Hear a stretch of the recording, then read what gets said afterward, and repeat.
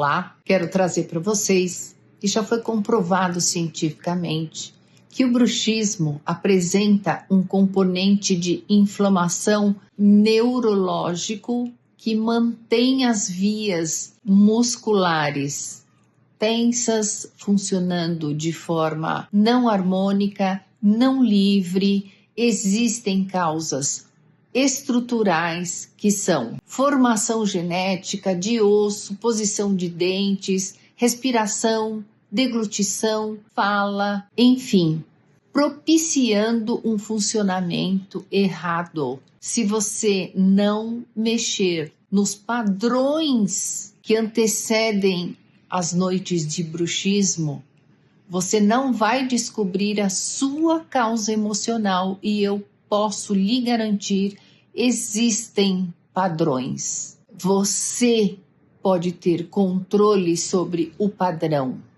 Não é sobre seu chefe, é sobre como você lida com o seu chefe. Não é a crise, é como você lida com a crise. Não tenha medo de mexer nos padrões do bruxismo. Eu posso ajudar. Conte comigo.